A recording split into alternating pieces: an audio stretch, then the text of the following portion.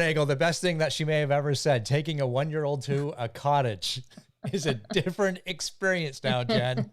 Yes, not we didn't think ahead on that one. Not what we were picturing, but ultimately fantastic and great family time and all of that. We spent lots of time in the water but yeah, we had a different picture in our minds than what the experience was at the end of the day, but we figured it out.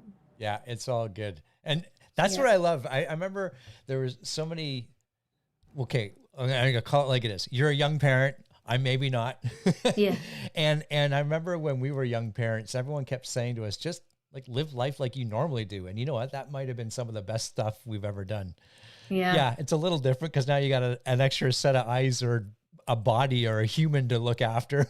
Yeah, yeah. Yeah, that plan of reading the book on the deck, that's not a thing. No.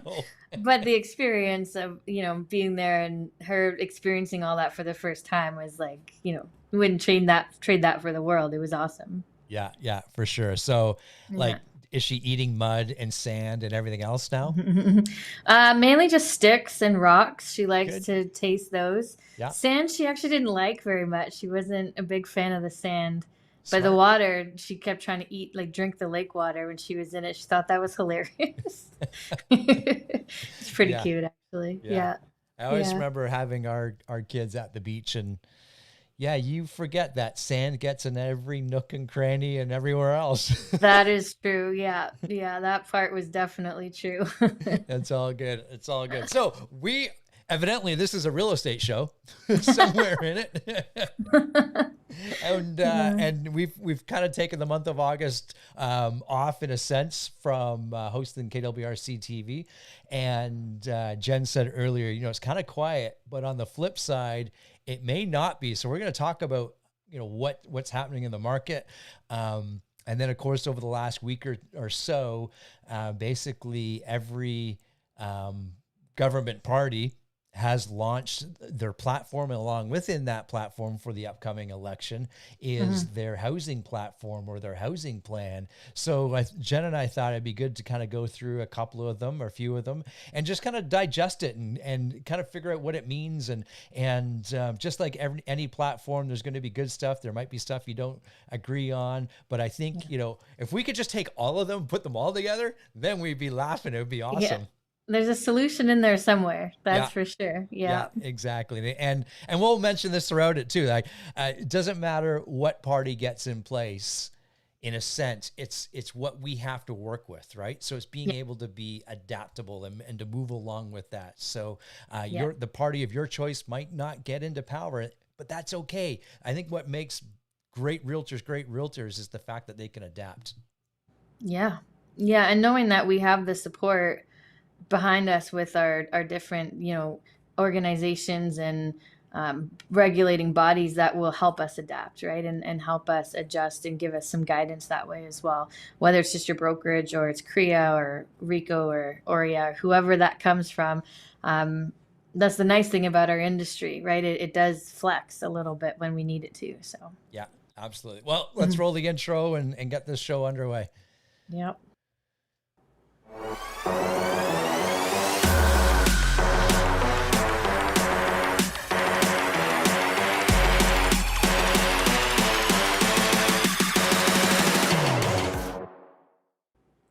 All right. Well, why don't we just pull up the slide with all the information on it, and we'll kind of go through it, digest it a little bit, and see where the conversation takes us. Because there is some great ideas here, but there's also some, just like any platform, it's going to leave questions or concerns depending on how you look at it.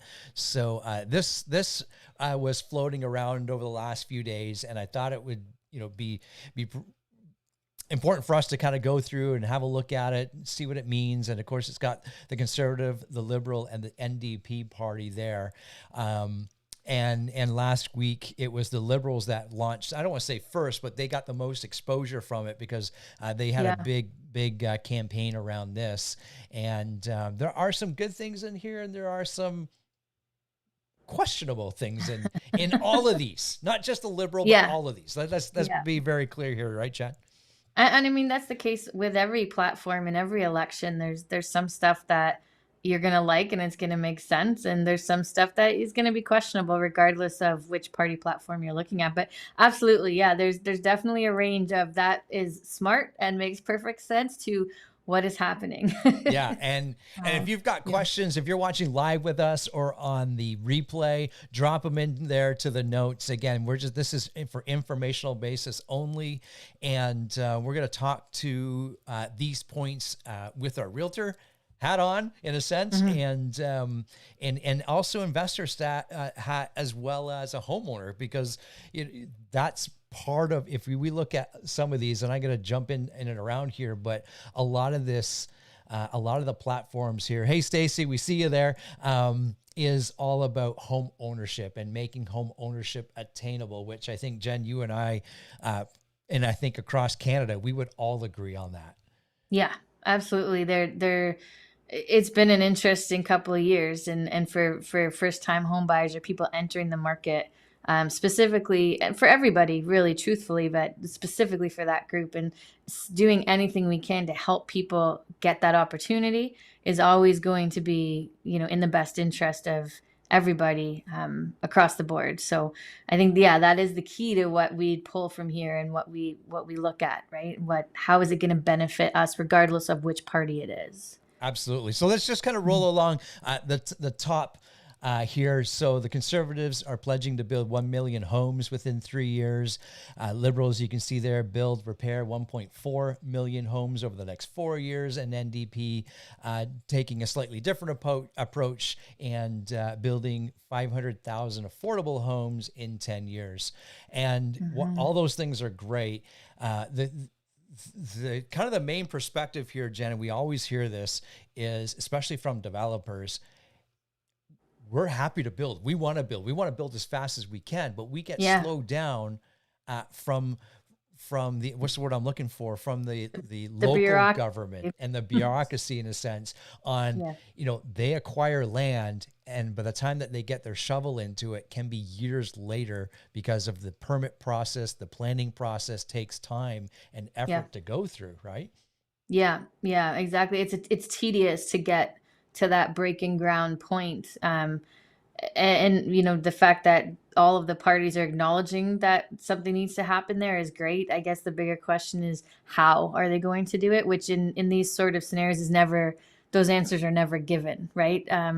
But I think that it's definitely something that if we could speed that up or find ways to maneuver that red tape a little bit so that it was a little more efficient, that would definitely solve some of our inventory issues that we're having right now, right? Absolutely. And the interesting piece here too, Jen, I shared this in a video that I did last week, is from this perspective, the federal government really has no, I don't want to say jurisdiction, but this is not in their sandbox.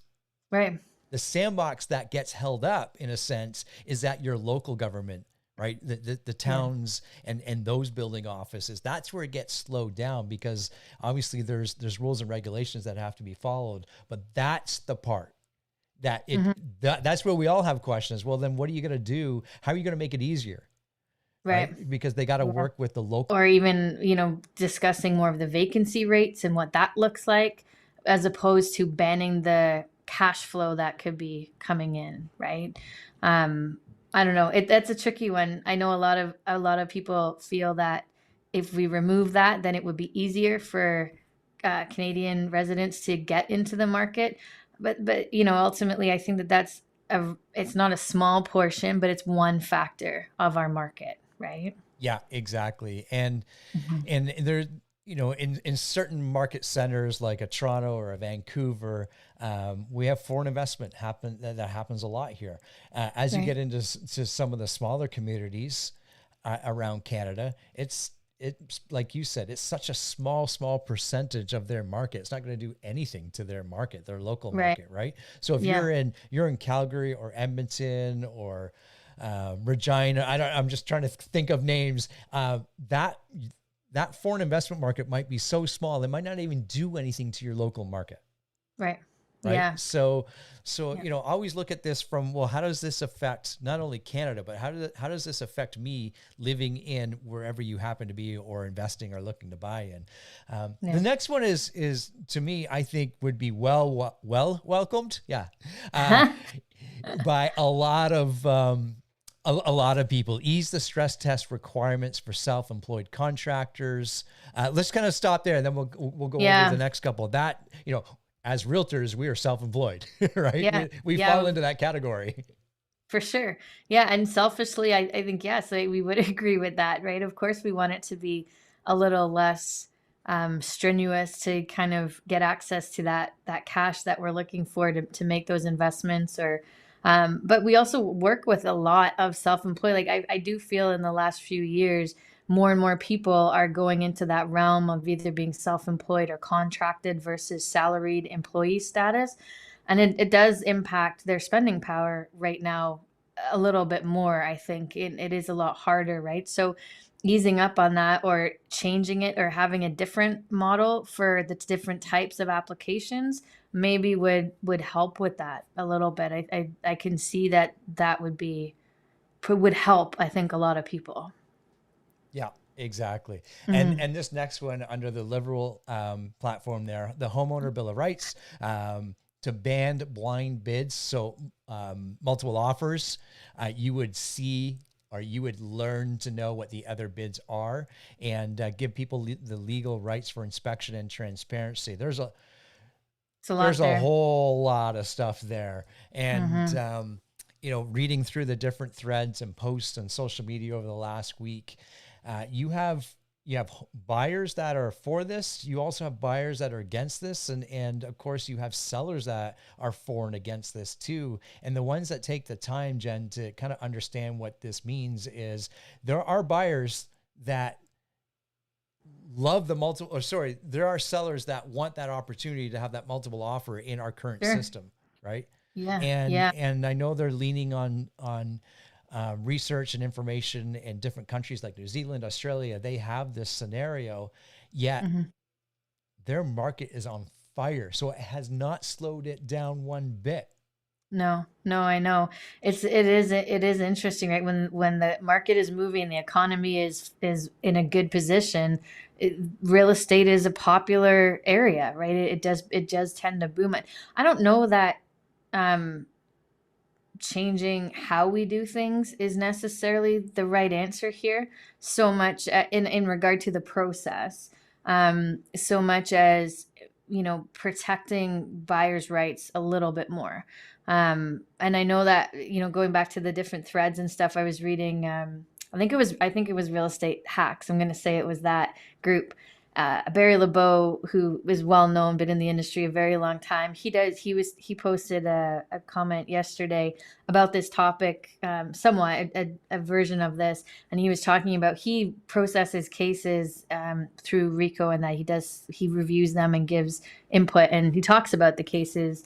And when he said what they've seen in the last year or so, as not only have the number of cases against agents increased significantly, like almost by double, a lot of it has to do with home inspections and that removal of that condition, and the buyers going in with a firm offer because that's what it takes to buy the home, and then finding out that the home essentially borderline needs to be condemned, right, after the fact, when you've already bought a firm deal and are locked into a legal binding agreement. So how do we protect our buyers from that situation, to me, is more important than how the offer process is handled. You know what I mean? Like, if you have an agent, two agents on both sides that are educated, that know what to look for, and that are teaching their clients appropriately, then we shouldn't have that happening. So is it an issue with our education process, with our licensing process, with our brokerage's responsibility?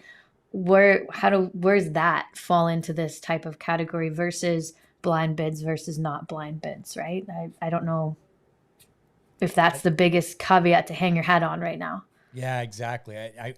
And this is a big part of their platform too, from the liberal perspective. The other Mm-hmm. piece in here too is the legal right for inspection. Well, you have the legal right for inspection. It's your choice in order to have that on your purchase and sale agreement, right? Yeah. And maybe there's, obviously there's going to be a happy medium in all of this. In order to accept a multiple offer situation, maybe a pre-inspection report has to be provided.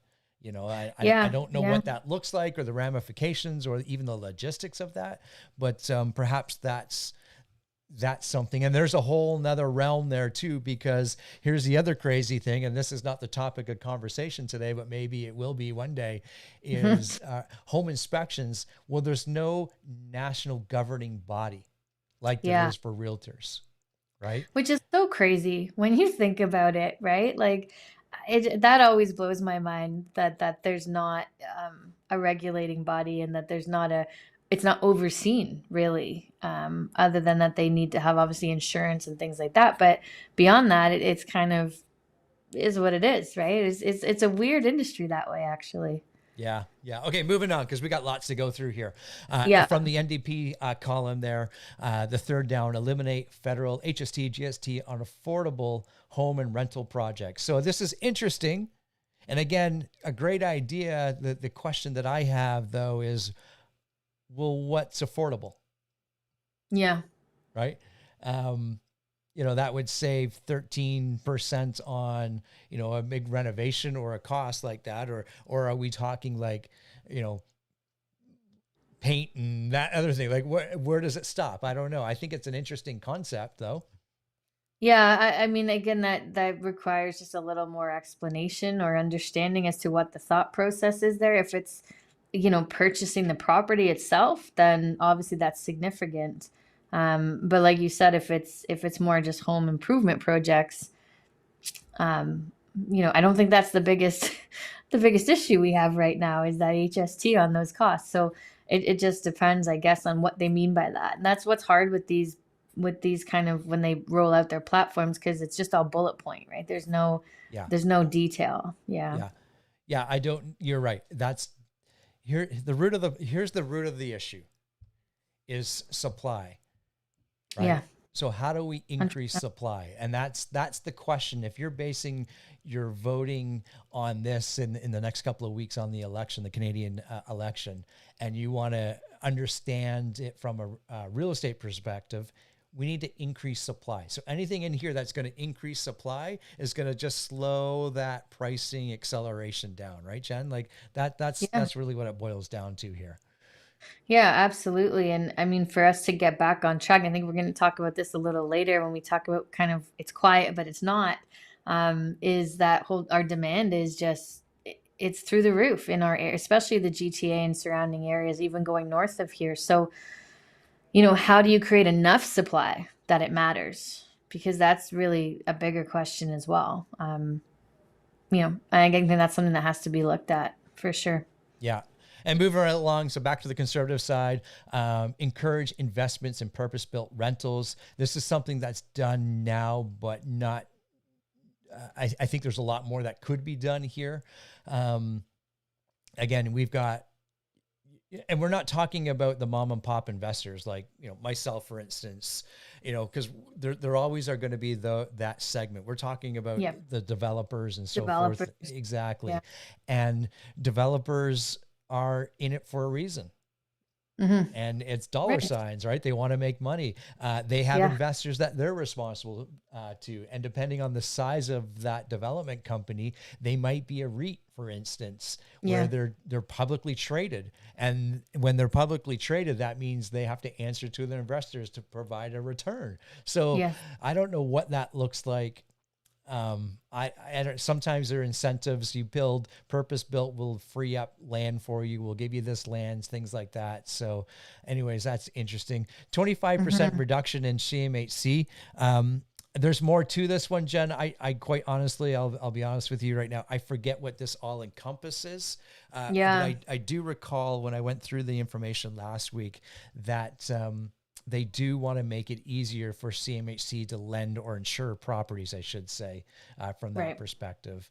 And then the NDP here is rental support of up to $5,000 per family. So what I'm seeing there, Jen, is you might qualify for a $5,000 rental grant perhaps, Yeah. from that Yeah, that's what perspective. I'm getting from that. You can really see that the NDP are focused more on affordability of housing in what we're seeing here versus liberal conservative. I think that, not to compare them, but just to kind of look at the different positions, affordability versus opportunity, or the creation of more homes, right? Um, which are all great perspectives. So it's just a matter of what's going to really make the biggest difference. And I think we skipped one row there about the mortgages, extend the conservatives and the liberal. I think we skipped Yeah, that. totally. I That wanted to actually, touch on yeah, that. Yeah, for yeah, sure. So I believe there they want to add more opportunity. So a mortgage term typically 1, 2, 3, or 5 years. Some lenders will offer 10 years. Some will do 7. So offering more terms like that. I meant to zone in on the liberal idea there of the first time buyer's tax yeah. credit doubling to 10,000. That's a no brainer. Our market has moved fast enough. It needs to be done. I mean that should probably already have been done. Like, the market has inflated so much, and none of the support has grown with it, right? So that across the board on all parties, I feel like that should be adjusted. Yeah. Yeah, for sure. And the NDP there reintroduced a 30-year insured mortgages. So the longest length or amortization you can get right now in insured mortgage is 25 years. So moving that to 30 years as Yeah. well. And I recall the Liberals also increasing the CMHC amount from 1 million. So you get an insured $1 million loan or Yeah. mortgage up to 1.25. So again, that's just moving with the market With there the as well. market. Yeah, Right. Makes sense. Yeah. exactly. Yeah. I like this bottom right or bottom left. But of course you do. Yeah, and this would, I don't know. Okay, so capital gains deferral on investment properties if reinvested into an investment property. This isn't going to do anything except put more money into people like me. Yeah. It's going to fill our pockets a little bit more, which is good. Yeah. I Yeah. like it And though. perhaps it will generate more interest in investment properties if you're not getting taxed on that money, as long as you keep it in an income property or an investment property. So maybe people who don't see the value will adjust their based on those numbers. I'm not sure if they're looking at trying to generate more purpose-built rentals or get more people into that area, then that's a good way to do it, right? It's a pretty good incentive for sure. Yeah. Yeah, absolutely. They have something similar in the States called, I think it's called a 1035 exchange. I don't know why I know that. Those are the weirdest random numbers. Tax deferral, that's always a good thing. If I can just keep pushing the tax bucket down the Yeah. road, we're happy about that. Yeah. Yeah, Yeah. absolutely. Yeah. Yeah. So the Liberals, they have a rent to own project. So that's something that I've done a lot of investing in over the years. That would be a Mm-hmm. government regulated program. I'm sure with CMHC's involvement there. There's a Interesting. lot to unpack there, but again, this is not going to increase supply. It's just a way for people to purchase properties. What we got to do is increase supply. But I like Yeah. the bottom one there, Jen. I don't know if you caught that. For the Liberals, Mm-hmm. new tax-free savings account to be used for down payments. This might be the best thing on here for Mm-hmm. for people trying to save up. Because let's think about it. If you can save $10,000 a year, $25,000 a year, let's say you're in a position to save $50,000 a year, which is a lot of money, right? Yeah. Yeah. But in order to save that and have $50,000, we are taxed on that before we actually have it, Yes. right? Yeah. So you might have to earn $100,000 just to have that 50,000. That Yeah. is a lot of earning, Yes. a tremendous amount of earning. Or if you have it in some sort of investment vehicle where you're earning 3, 4, 5%, you're taxed on that every year as well. Where this can be a tax-free savings account, just like a TFSA, and you Yeah. put it in there. And maybe you're young, maybe you're in your early 20s, or I think you have to be Teenager 18. even. Yeah, 18 to have Yeah. a TFSA. Yeah. This is golden. Just start putting money in there and buying some stocks or some dividend stocks that can earn you money over the time, and it's tax free. This is amazing. Yeah, I love this one. This is probably one of the better ones on here for a lot of reasons, but most importantly, it just creates more opportunity. Again, it's more about being able to buy the property versus creating properties or homes and inventory. However, it for those buyers that are really struggling to get their first property because the market's growing faster than our incomes are changing, obviously, it's a great tool to help them get there faster, right? And Absolutely. yeah, I think I wish this was around 10 years ago. I mean, that would have been amazing. You could have Yeah. done a lot with it, right? Yeah, for sure. And Mhm. people might say, well, that already exists with the RSP plan that we have. We can put in an RSP. Here's the thing, though: if you use your RSP funds, which you should, if you're a first-time home buyer, you should. The Mhm. the catch is though, we have 15 years to pay that back, or we're taxed on Yeah. it, Yeah. right? Where Yeah. in this version of it, there would be no taxing, which Yeah. to me is a great thing. Yeah, and there's a maximum on the RSP Yeah, plan as that's well, right. Yeah. right? So that also limits you a little bit more. Whereas I don't know for sure, but I would assume that there's no maximum on this. It's just, I guess you'd have an annual amount possibly that you could put in, but I would think it would be significantly higher than the RSP one. Yeah, for sure. And then Mhm. the last piece there from the NDP, streamline funding for co-ops, social and nonprofit housing. Yeah, in sticking with what you had noticed there, they're looking for housing opportunities, perhaps not opportunities to create supply. Yes. And Yeah. to me, that's what we need to be doing. We're looking at opportunities to create supply. Yeah. I agree completely. Yeah. I mean, they all have, pros. They all have things you maybe don't love so much. And they all have kind of clear perspectives on what their vision is for what their platform is, definitely. It's always good to compare them, right? And look at all the different parties, not just even these three, but look at everybody and see, okay, who's across the board, who's doing the most to help, like for what I need or what I want or for what I feel the country needs, right? Or the province needs. So, um, yeah, do your research, I guess, is what we're going to throw out there. But from a real estate perspective, they're hitting on a lot of the key issues right now. They're missing a few, but they're hitting on a lot of them, definitely. Yeah, for sure. And again, this was Mhm. for informational purposes. CREA, CREA, they have a great website or landing page which offers a lot of this type of information, so you can kind of dive in it when you're. It's nice to be all on one page and just kind of Yeah, analyze it and go through it and research it together, as opposed to going to each individual website and pulling it out. But yeah, a lot of the, obviously all three of these parties or even more of the parties have their own website and platforms that you can view. But educate yourselves, and perhaps most importantly, out of all this, Jen, that we can say this is our right as Canadians, is to vote. So yeah. use that and vote, and that's something that we are, very thankful for to have that freedom to vote for whomever we want, and take that opportunity for sure. Absolutely. Yeah, All right, let's move on. Let's kind of talk about the summer and what's going on here. yeah.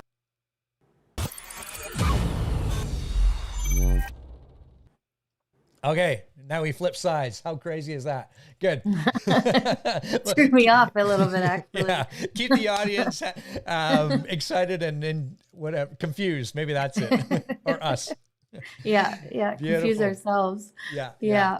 So where do we want to go? It's funny because I know you mentioned it earlier. The market's it's kind of quiet right now, and then we kind of chuckled. Well, maybe it actually isn't, right? Yeah, it's like sneaky. The market is Oh, good sneaky, word right? for it. I like it. That's what I would say. It is quiet on the big picture, right? When we look at the volume and agents taking vacation and buyers kind of checking out and things like that, we are seeing a lot of that. Um, but on the flip side, and I know Gary, you had some personal experience with this a week ago, and a couple of my coaching guys have been going through this. Our inventory is extremely low, so there are still buyers out there shopping, and those homes that are on the market are going into multiples, and not just one or two offer multiples. We're talking like significant amounts of multiples, which is an interesting indicator for what the fall is going to bring when everybody kind of checks back in, right? So I think what we're seeing right now is that for the people shopping and for the homes on the market, it's still a challenging market despite it feeling quiet. I guess that's the best way I could put it. Yeah, no, I think it feels quiet because we're Mhm. not seeing a whole rush of new listings and things like that. So Yeah. from that perspective, it's quiet. But if you're working with 3 or 4 buyers, or heck, if you're working with one buyer, it can be as stressful as any time in the year at the moment because, as you said, like Yeah. things are going pretty much every property that not everything that comes onto market goes to multiples, but the one that your client is interested in, it's going to multiples. Like, how's that for karma or for Murphy's Law? Yeah. Well, that's because those are the good properties, right? Traditionally, because we're pointing them in the right direction, and those ones are selling extremely well. I know that, I know you were in offers was it last week you were telling me, and there's 29. Is that 29. right? Yeah. 29 offers. Yeah, one of the girls in coaching, 9 offers last night. I know Vincent, one of our agents, I think he had 14 or 15 offers on his listing last week, right? Like the offer numbers had dropped down. We were at 2 and 3 and 5, and now we're back up into those double digits. Because the buyer demand is still there, but our inventory is low right now. Very, very low, right? We're on the low end, and you will see what happens once the fall rolls around if that inventory picks up. I mean, it's September tomorrow, but you know what I mean. The fall market, as we roll into it, what that's going to look like. From what I can tell, buyers are still trying to buy. Yeah. So, Yeah. leading that to the other conversation we were having is like, what are you supposed to be doing right now, Gary, as an agent? Like, what's the best thing you can do now to have a good fall? Because we know the window's closing on that fall market if you haven't already done the work, right? So what can we do now to kind of benefit from the fact that not everybody knows what's going on, and the headlines are a little misleading at the moment in regard to what like the outlets are saying, the media is saying about the market. I saw an article earlier saying like, oh, the housing market continues to cool, and I wasn't sure where they were talking about, but it wasn't here. And things. So there's different perceptions out there. So going back to my question, like, what's the one thing we can be doing right now, Gary? Yeah. And I think it always comes back to this, Jen. So this should be your answer. Anytime Jen, me, doesn't matter who, yourself, ask this, and that's where is it? That's this little beauty right here. Pick up the phone and just talk to people. Make Yeah. arrangements. Go hang out with people and just connect with people and ask them what's going on. And the last 3, 4, we'll call it outings. So, everyone knows that I love 2 things when it comes to sports. I love watching and playing soccer, and I love mountain biking. And Mm, every time I go, I don't bring it up. I don't bring real estate up, but the people there around me know what I do, and they ask me. And it's just creating those relationships, deepening those relationships. yeah. And you want to be, do the things that you need to do. So when somebody says real estate to that person, they think of you, You. Yeah. whatever Exactly. that is, right? Yeah. Maybe taking them out for coffee, just whatever. We talked about it on the last one a few weeks ago, Jen, those drop bys. I think those are awesome. Yeah. Like the little, whether it's a little gift bag or basket or whatever, a high five or a fist pump, whatever we're doing these days, right? Whatever that Yeah. is. Yeah, yeah, and it ultimately it's about providing value, right? When we come from contribution, and we have this happen all the time, Gary. I know you do too. When we get asked those questions, there's no hesitation in giving an answer, right? We're open to talking about the market. I'm giving out free information. I'm giving some of my opinion, my thoughts, my professional approach to things without any expectation of it coming back in return, but anything coming back to me. A, because I care that they do the right thing and make the right decision, whether they hire me or they don't hire me. But B, because I know that they're more likely to hire me if I approach it that way, because they know that I'm forthcoming and honest and giving them guidance and advice without any expectations. And that's what's going to build that trust, right? And Yeah. we know that people hire who they trust. So, some people approach those conversations with scarcity. and not wanting to give all the information or trying to book an appointment. And I'm not saying that's wrong. If you can get to an appointment from that, good for you. That's amazing. But most of the time, they're asking for general information, right?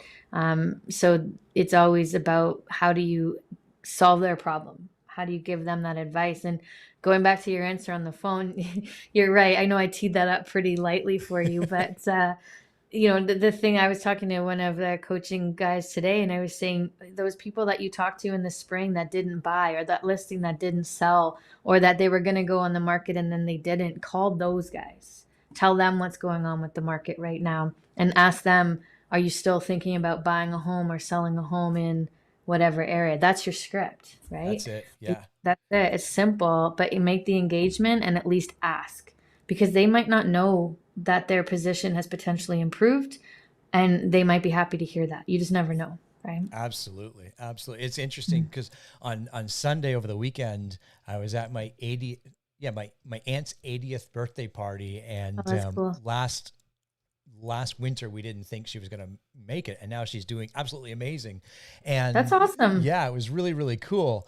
And so we're sitting there, we're all kind of enjoying the incredibly hot afternoon, but it's all So good. hot. We're not complaining. Yeah. And it was my cousin's husband came over to me and just started chatting with me. He goes, no, I get all your emails. I get all your videos. And I'm standing there looking like, acting like, of course he does, right? But I had no Yeah. idea, or I had forgotten he was on my email or my distribution list. And he was asking me all these questions. So just as you said, you come from value, come from that place of contribution, because you never know who's watching, who's listening, and or who forwards that email or information. So just, you're right, just keep providing value. And those, yes, those conversations will come organically, but they come organically, Jen, because we're both active. Right. You create them. It's organic in how it ends, right? The end result is organic in how they approach you, but the build up to the end result is actually very proactive on our end to create that organic response, right? Yeah. Yeah. My favorite type of lead gen is when people call me. Jen knows that. Me too. Me too. Right. But how do we do that? And that's by sending out, valuable information and everything around that. We just finished KW Mega Camp, and a lot of it was around that. How do we provide so much value that people are just calling us?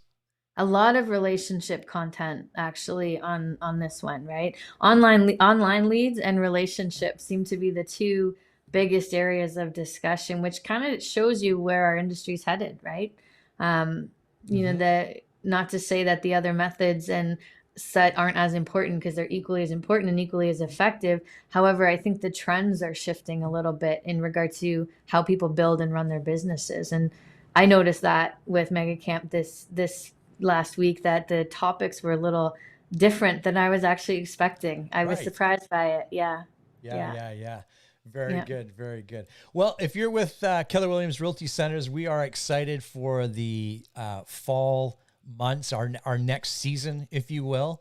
And we've got our team meeting coming up on September 16th, which is in person. If you're available and you're around and you're comfortable to meet in person, we're meeting at the Venetian in Aurora, which actually seats about 250 people, although we are capping it at 150 people, and we have the entire conference room, so they're opening it right up.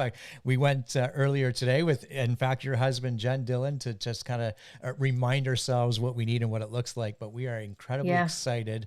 Some big announcements, and I don't even have permission to say this, but I'm going to say it.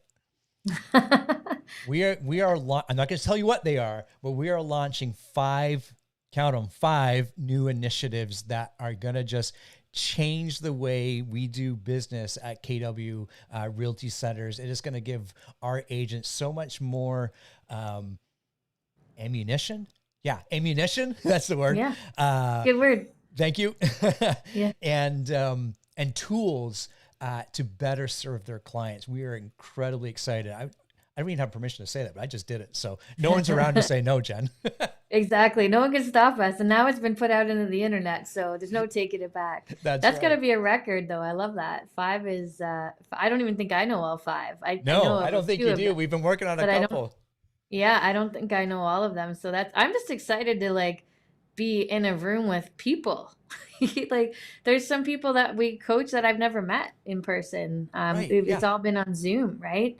And it kind of throws you off a little bit when you finally see them in person. You're like, oh, I know what you look like, but like you're real. You're Yeah. real Yeah. life. Yeah. So I'm excited. I'm excited I to often get to meet get, some people. I see your smiling face, but wow, you're a lot shorter than I thought you were. Really? It's all good. I'm kidding.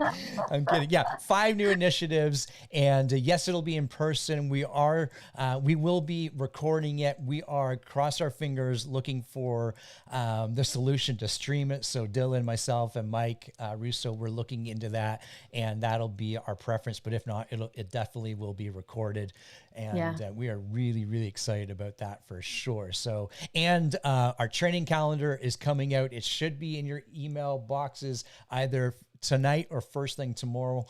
There's a lot of great stuff happening over the next month and into the fall, Yeah.